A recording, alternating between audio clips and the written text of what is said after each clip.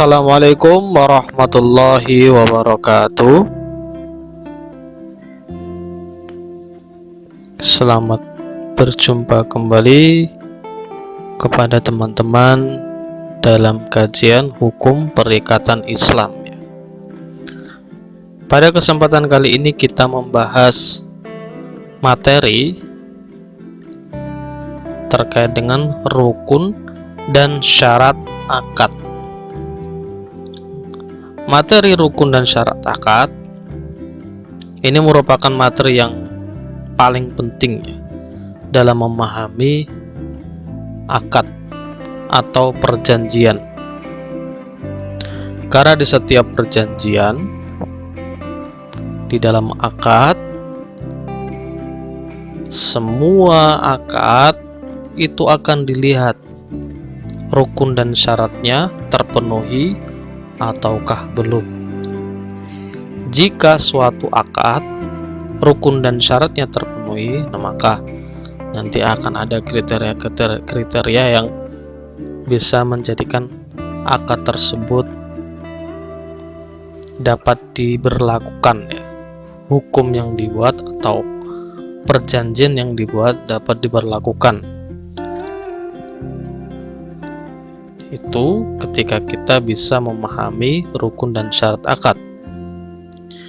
Sebaliknya, jika kita tidak bisa memahami rukun dan syarat akad, maka kita akan kesusahan dalam menentukan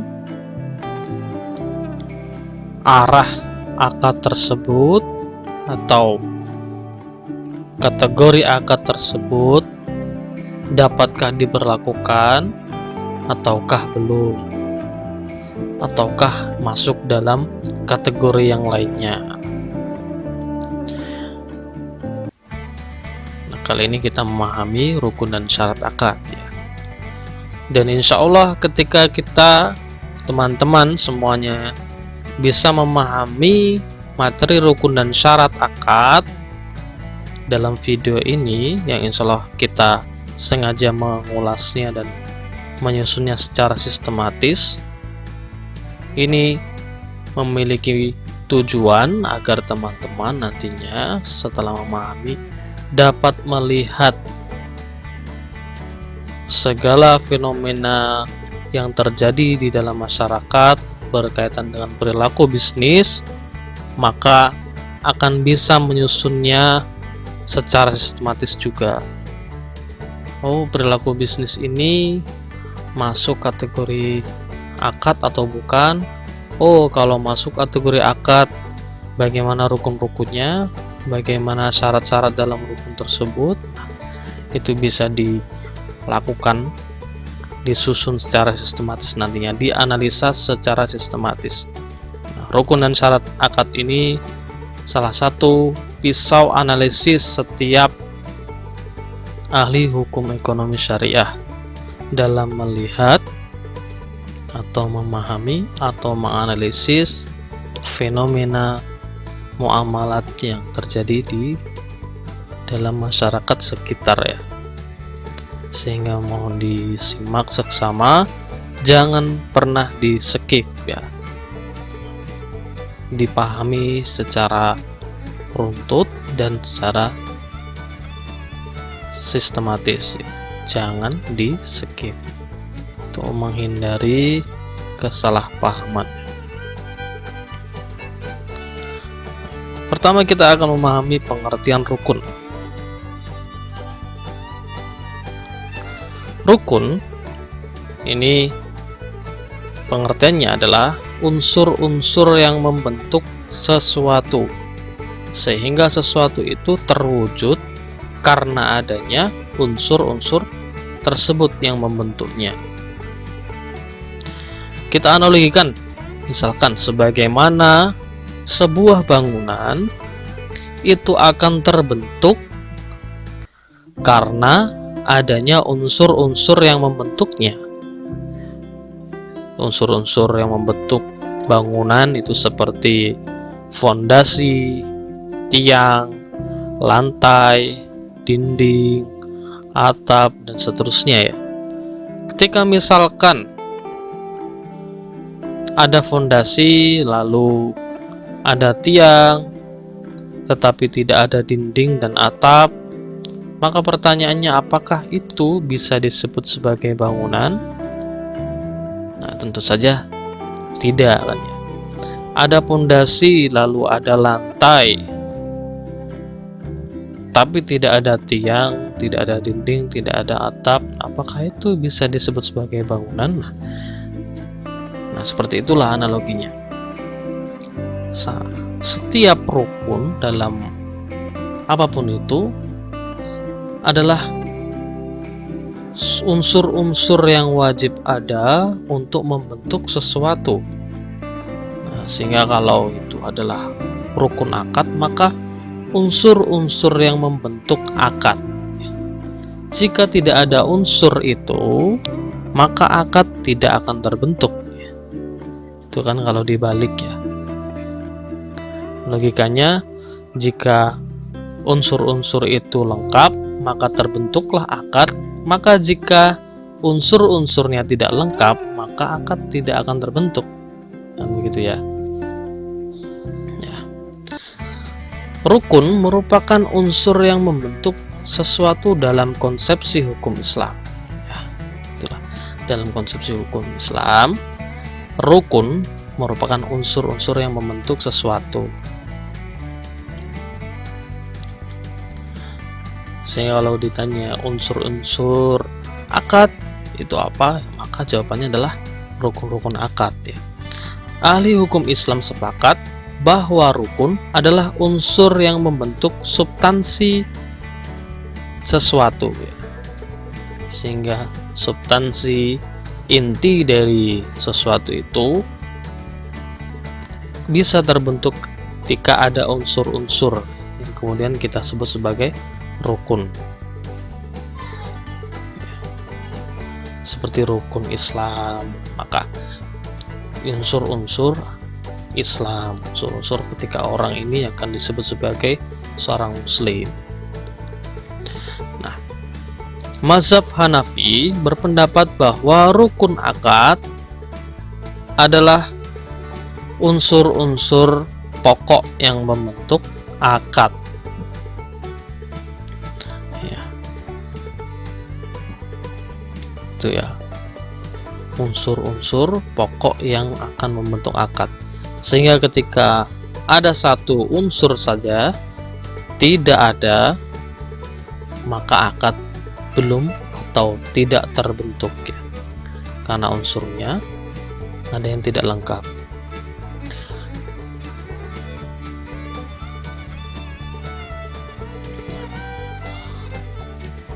Rukun akad menurut ahli hukum Islam kontemporer itu ada 4 ya.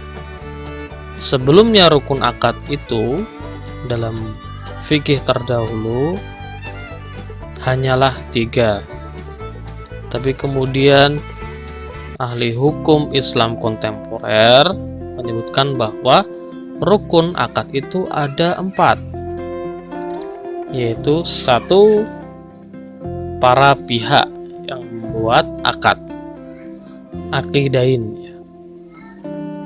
Lalu yang kedua, pernyataan kehendak para pihak, sighot ya. Sighoh. Lalu yang ketiga, objek akad, mahalul akad. Dan yang keempat, tujuan akad, maudu al akad. Nah, 4 hal ini, 4 unsur ini adalah rukun akad. Ketika ada para pihak, ada pernyataan kehendak, ada objek akad, tapi tujuan akad tidak jelas atau tidak ada, maka tidak akan bisa disebut sebagai akad. Belum terbentuk akad.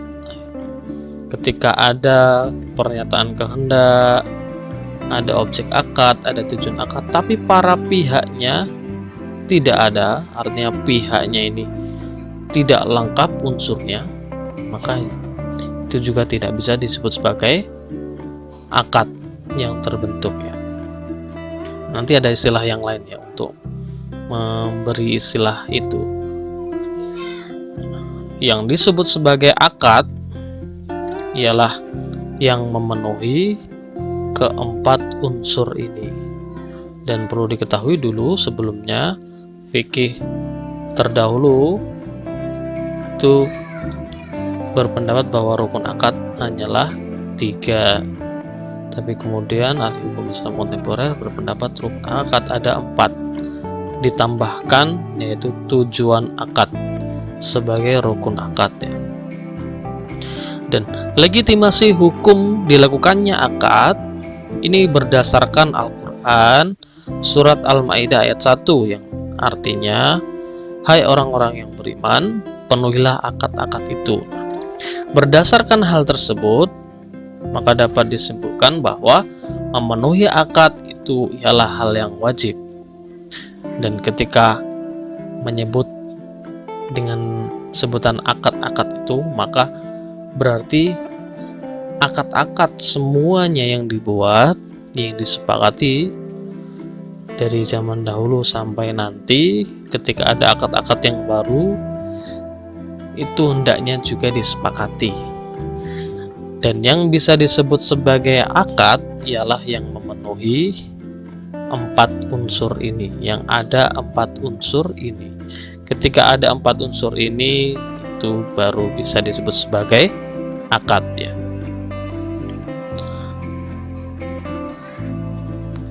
Nah, kemudian kita akan memahami syarat-syarat akad. Syarat-syarat akad ada 4, yaitu syurut al-inqad, syurut asy-syihah, syurut an-nafas, dan syurut al-luzum. Ini kita akan memahami skema ini ketika kita sudah memahami semua isi terkait dengan syarat-syarat akad. Maka kita lewatkan dulu skema ini ya.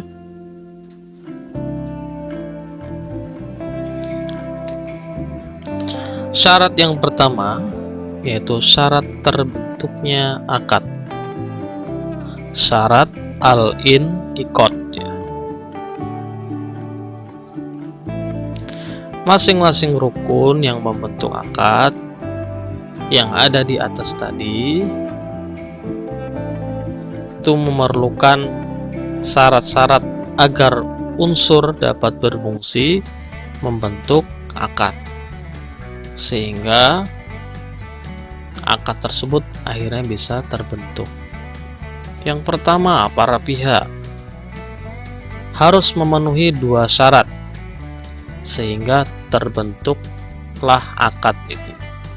Syarat yang pertama yaitu tamyiz. Lalu syarat yang kedua berbilang. Tentu saja teman-teman mengetahui ya, insyaallah. Tamyiz adalah seseorang yang sudah bisa membedakan baik dan buruk meskipun belum dewasa. Bisa membedakan bahwa mencuri itu salah, bisa membedakan bahwa membeli itu boleh, baik ya. Nah, itu ukuran seseorang menjadi tamyiz, sehingga dia tahu dia membeli itu untuk keperluan dia dan baik. Nah, lalu pihaknya itu tidak hanya satu, tetapi pihaknya berbilang, bisa 2 atau bisa 3 ya. Maka para pihak disebutnya kan para pihak ya, pihaknya disebut dengan para pihak. Nah, pihaknya berbilang dan tamyiz. Itu unsur yang harus dipenuhi, syarat yang harus dipenuhi dalam unsur para pihak. Lalu unsur pernyataan kehendak itu harus memenuhi syarat juga, yaitu ada 2. Syarat yang pertama adanya persesuaian ijab dan qabul. sehingga tercapailah kata sepakat. Dalam arti pernyataan kehendak dari para pihak ini ada persesuaian, menyambung ya, connects.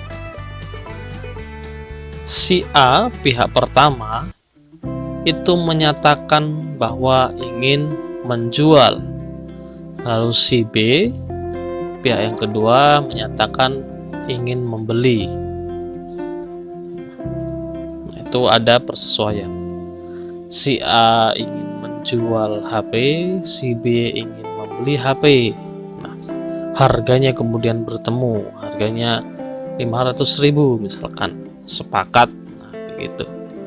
Sehingga kalau pernyataan kehendaknya bersesuaian, nah ini memenuhi syarat. Lalu syarat yang kedua, terdapat kesatuan majelis.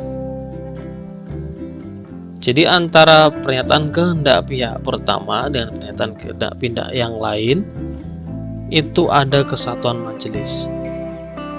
Nah, kesatuan majelis ini kemudian didefinisikan sebagai bisa satunya waktu, atau satu tempat, atau juga dalam tempo yang berlanjut, bersambung. Itu definisinya kemudian diperluas. Karena kalau kita hanya menafsirkan kesatuan majelis itu hanyalah satu tempat, terbukti ada akad-akad yang terjadi secara online. Ada akad-akad yang terjadi tidak hanya dalam satu tempat, tapi berbeda tempat. Maka kesatuan majelis itu didefinisikan dengan satunya tempat, atau juga satunya waktu, atau satu tempo yang berkelanjutan. Biasanya kan orang transaksi online itu kan ada tempo yang berlanjut. Dalam 1 kali 24 jam harus mengirimkan pembayarannya, dan nanti disambung oleh penjual untuk mengirimkan barangnya, begitu ya. Pembeli setelah memesan harus segera mengirimkan uangnya 1 kali 24 jam misalkan. Lalu penjual setelah mendapatkan bayaran dikonfirmasi untuk segera mengirimkan barangnya. Kesatuan majelis. Jika pernyataan sudah bersesuaian, mencapai kata sepakat, lalu yang kedua dalam kesatuan majelis, nah maka ini sudah sesuai dengan syarat terbentuknya akad. Sudah memenuhi syarat terbentuknya akad dari rukun yang kedua, rukun pernyataan kehendak. Lalu rukun yang ketiga, yaitu objek akad, harus memenuhi 3 syarat, yaitu 1. Objek dapat diserahkan. Artinya objek ini adalah barang yang benar-benar milik dari para pihak. Barang yang tidak sedang dalam objek akad yang lain atau menyangkut kepentingan orang lain, objek yang benar-benar sudah ada, atau objek yang benar-benar memang dalam kondisi yang baik sesuai dengan kriteria, sehingga dapat diserahkan. Lalu yang kedua, objek dalam kriteria tertentu atau dapat ditentukan. Nah, artinya ukuran atau kriteria dari objek tersebut itu dapat ditentukan, bisa diberi spesifikasinya. Membeli sebuah mobil dengan merek misalkan Kijang Innova tahun 2015, lalu platnya kalau itu second ya, atau warnanya adalah warna putih, dan seterusnya gitu ya. Nah, objeknya dapat ditentukan, dapat mempunyai ciri tertentu, sehingga ketika melihat objek itu maka tergambarlah kriteria-kriteria tertentu. Nah, jika objek tidak dapat ditentukan atau tidak mengandung kriteria-kriteria tertentu, maka itu juga tidak memenuhi syarat terbentuknya akad perihal objek akad. Karena bisa jadi objeknya adalah objek yang tidak jelas dan mengandung kategori horor ya, tidak jelas. Lalu syarat yang ketiga, objek dapat ditransaksikan. Dapat dilakukan transaksi dalam akad tersebut. Benar-benar miliknya, benar-benar bisa dihadirkan, dan benar-benar mempunyai nilai untuk ditransaksikan. Itu ya. Jika tiga syarat ini terpenuhi, maka objek akad dapat menjadi unsur yang membentuk akad. Lalu objek yang keempat, yaitu tujuan akad. Tujuan akad harus tidak bertentangan dengan syara. Artinya tujuan akad ini harus sesuai dengan hukum Islam.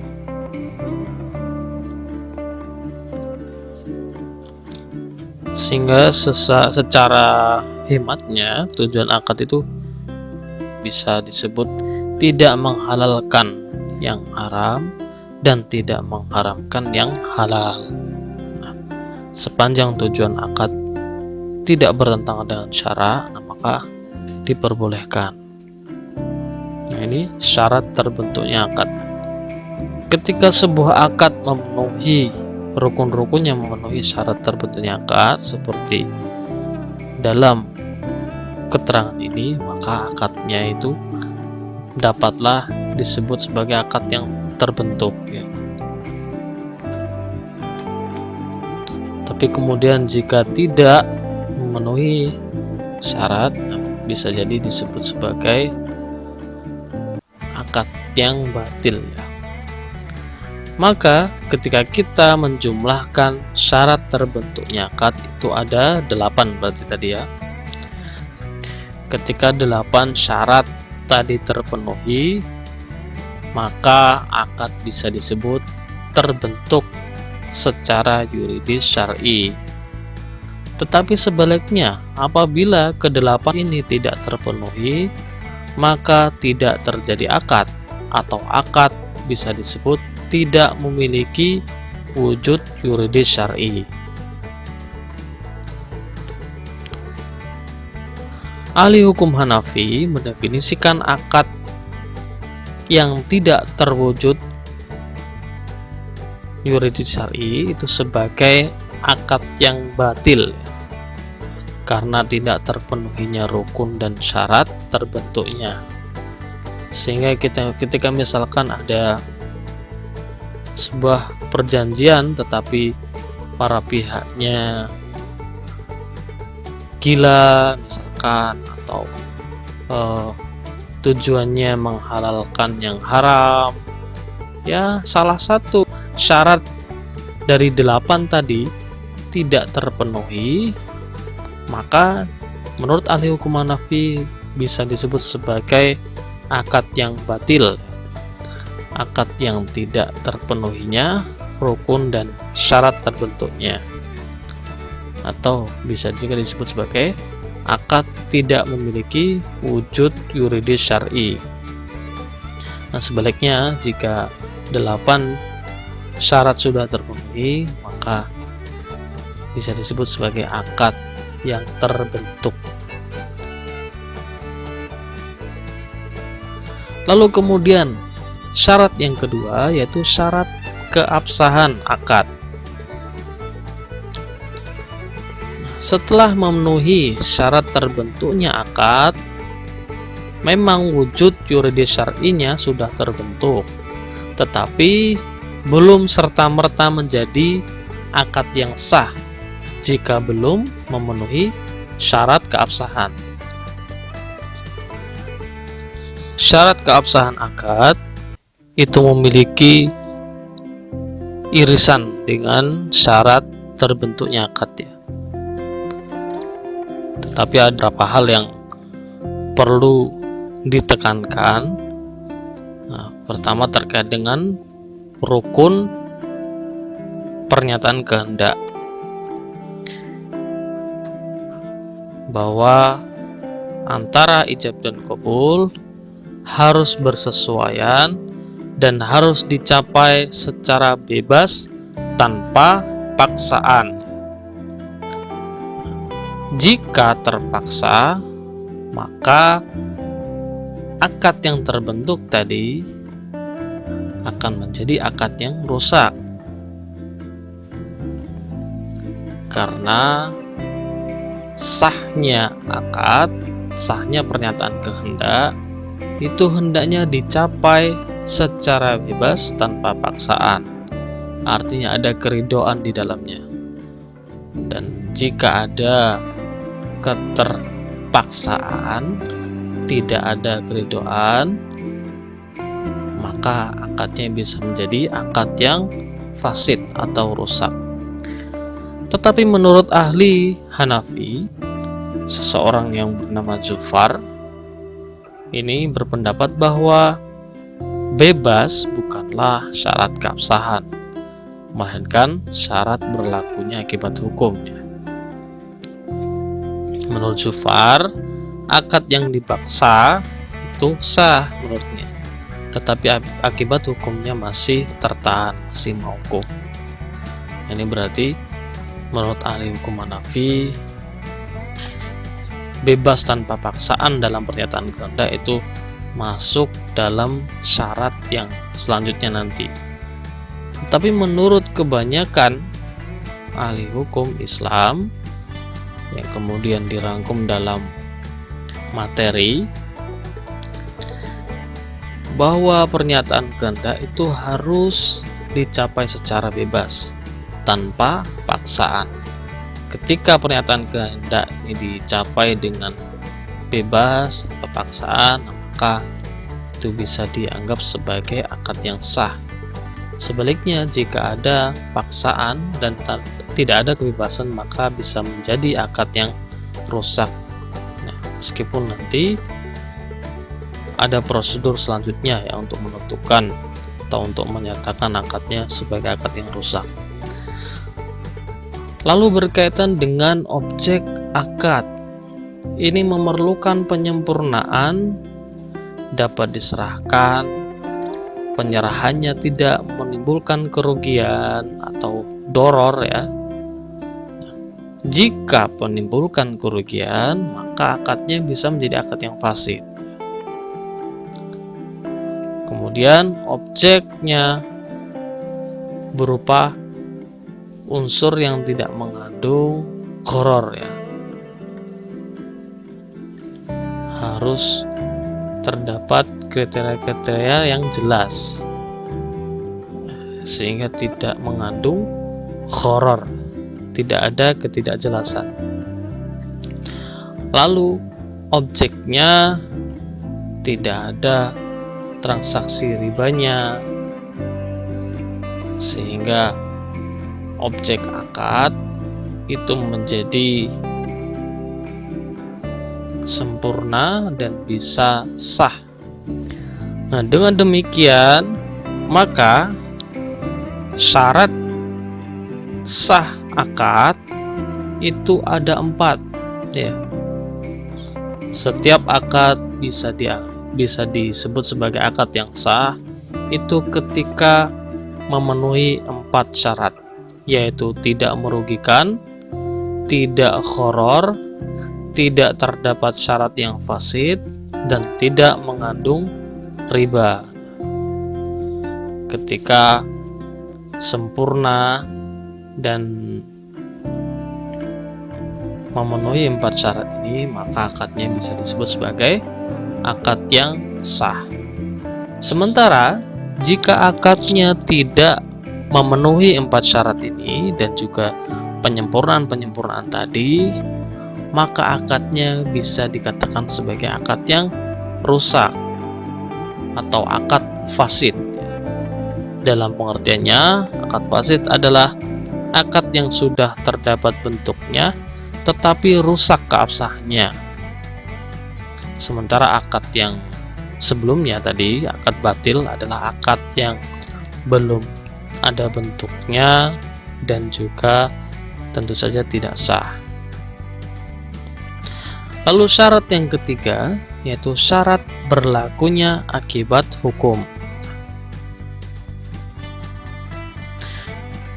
Meski akad sudah sah, tetapi ada kemungkinan bahwa akibat hukum dalam akad tersebut itu belum dapat dilaksanakan.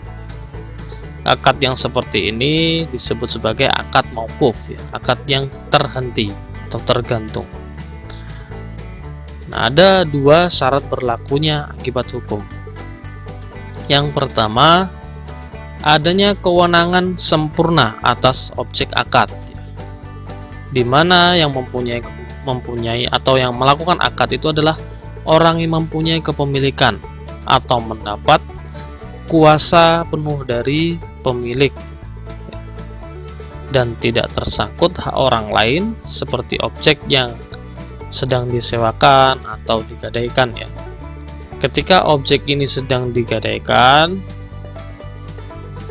pemilik barang gadai atau yang disewa itu tidak sempurna kewenangannya terhadap barang tersebut.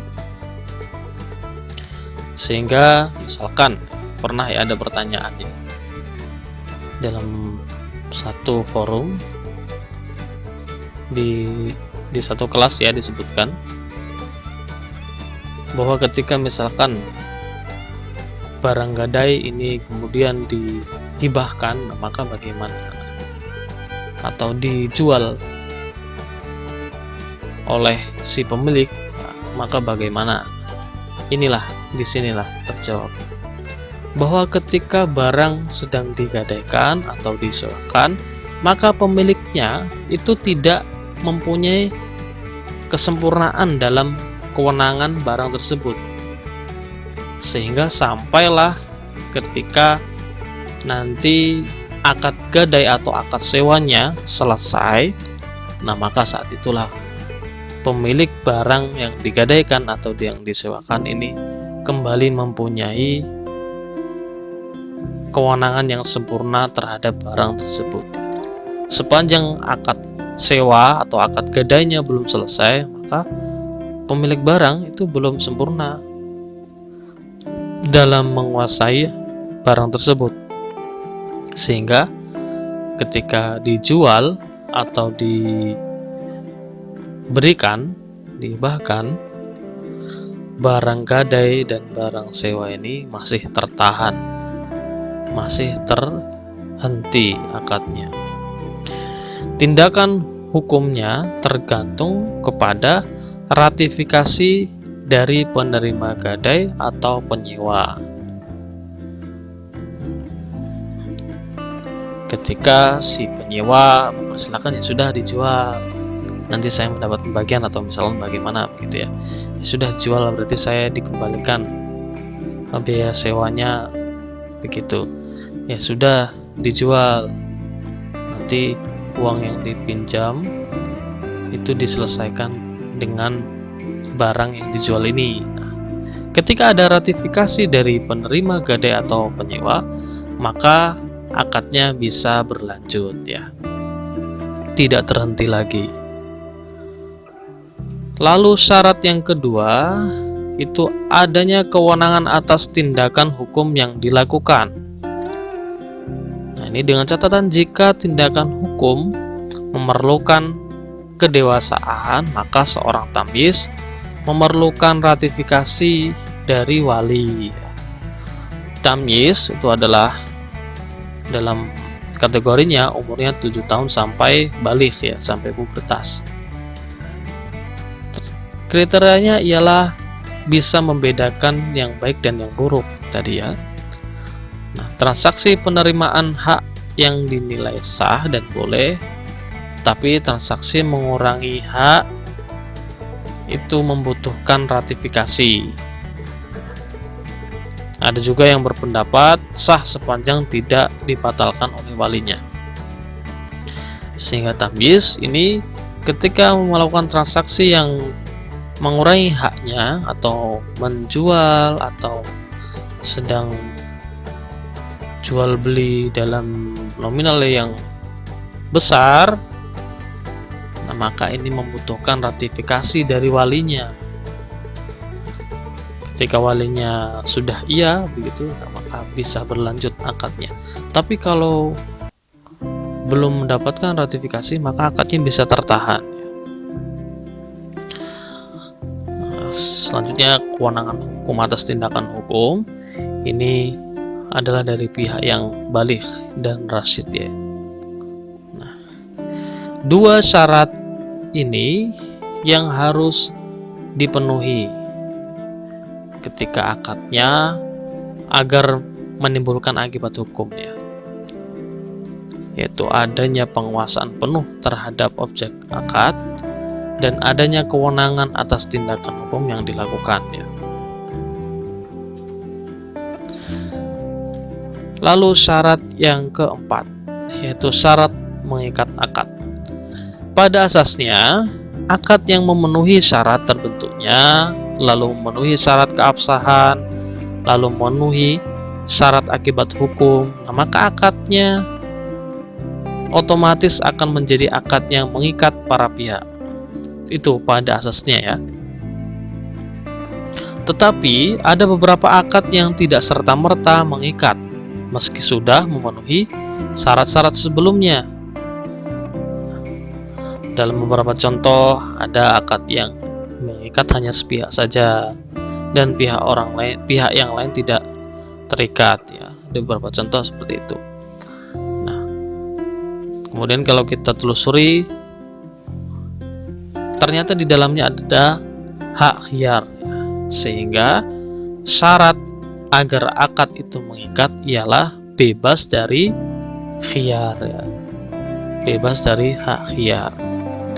Sehingga ketika akadnya sudah bebas dari hak khiyar, maka menjadi akad yang mengikat para pihak. Nah, sampai di sini kemudian kita akan bisa memahami skema yang tadi kita tampilkan ya. Bahwa ketika sebuah perjanjian itu terbentuk, ada 4 unsur, lalu 4 unsurnya sudah memenuhi syarat semuanya, maka menjadilah akad yang terbentuk secara yuridis syar'i ya. Tapi kemudian jika akadnya tidak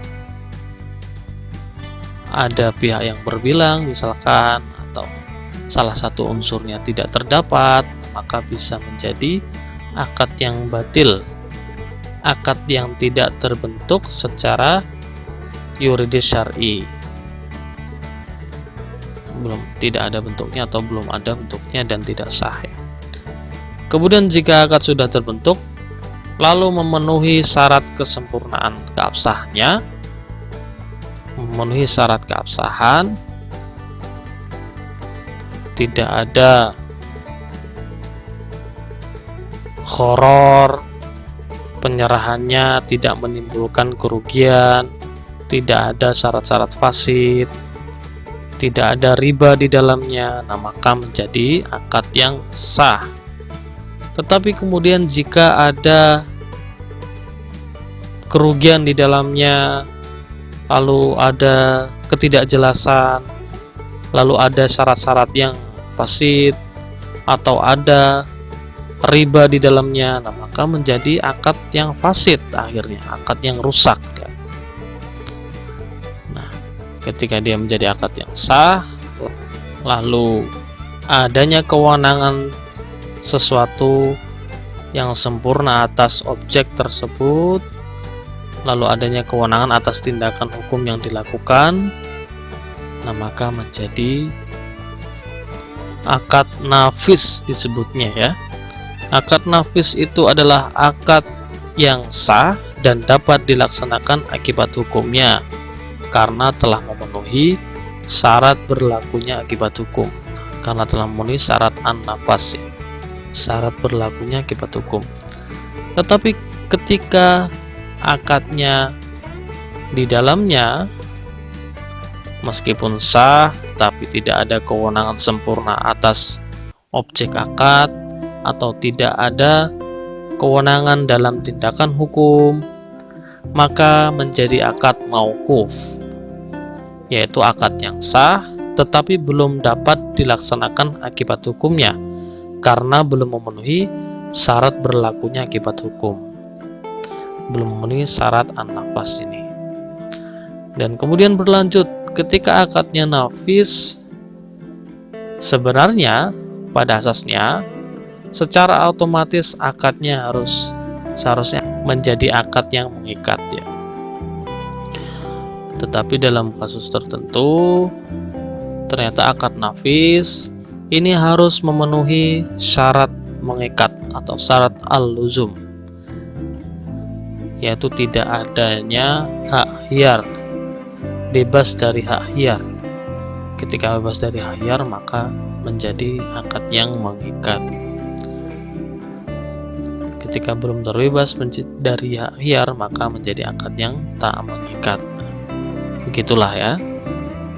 Nah, ketika teman-teman sudah bisa memahami skema syarat-syarat akad, maka teman-teman akan bisa mengkategorikan perilaku bisnis yang terjadi dalam masyarakat, dan kemudian bisa mengkategorikan dalam akad batil, akad terbentuk, atau akad fasid, atau akad sah, atau akad mauquf, atau akad nafis, atau akad tidak mengikat, atau akad yang mengikat. Nah, itu ya. Baik, sampai di sini. Terima kasih, semoga bermanfaat.